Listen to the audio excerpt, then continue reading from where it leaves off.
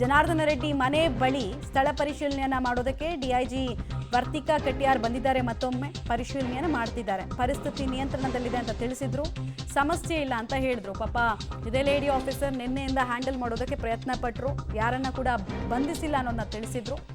ಹಾಗೆ ಸೆಕ್ಷನ್ 164 ಜಾರಿ ಆಗಿದೆಯಾ ಅನ್ನೋ ಪ್ರಶ್ನೆ, ನಿಷೇಧಾಜ್ಞೆ ಜಾರಿ ಮಾಡಿದ್ದೀರಾ ಅಂತ ಕೇಳಿದಾಗ ಇಲ್ಲ ಮಾಡಿಲ್ಲ ಅಂತ ಹೇಳಿದ್ರು.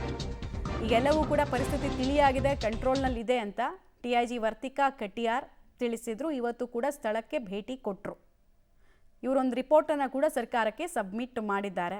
ನಿನ್ನೆ ಏನಾಯಿತು, ಪೊಲೀಸ್ ಇಲಾಖೆ ವೈಫಲ್ಯ ಯಾವ್ಯಾವ ಹಂತದಲ್ಲಿ ಇತ್ತು ಅನ್ನೋದನ್ನ. ಕಂಟ್ರೋಲಲ್ಲಿದೆ, ಎಲ್ಲ ಪೀಸ್ಫುಲ್ ಇದೆ, ಎಲ್ಲ ಕಂಟ್ರೋಲಲ್ಲಿದೆ. ಇಂಪ್ಲಿಮೆಂಟ್ ಆಗಲಿಲ್ಲಪ್ಪ, ಯಾರು ಇದು ಹಾಕಲೇ ಇಲ್ಲ ನಾವು. ಅರೆಸ್ಟ್ ಮಾಡುವಂಥದ್ದು ಏನಾದ್ರು ಮೇಡಮ್?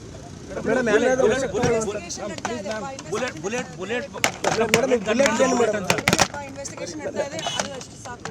ಬುಲೆಟ್ ಯಾರ್ದು ಅನ್ನೋದು ಕೂಡ ಏನಾದ್ರು ಗೊತ್ತಾಗ್ತಾ ಇದೆ ಮೇಡಮ್? ಹೇಗೆ ಮೇಡಮ್? ಇನ್ವೆಸ್ಟಿಗೇಷನ್ ನಡೀತಾ ಇದೆ, ಪೀಸ್ಫುಲ್ ಇದೆಯಪ್ಪ, ಎಲ್ಲ ಕಂಟ್ರೋಲಲ್ಲಿದೆ, ಎಲ್ಲ ಪೀಸ್ಫುಲ್ ಇದೆ, ಎಲ್ಲ ಕಂಟ್ರೋಲಲ್ಲಿದೆ. ಇಂಪ್ಲಿಮೆಂಟ್ ಆಗಲಿಲ್ಲಪ್ಪ, ಯಾರು ಇದು ಹಾಕಲೇ ಇಲ್ಲ ನಾವು. ಅರೆಸ್ಟ್ ಮಾಡುವಂಥದ್ದು ಏನಾದ್ರು ಮೇಡಮ್?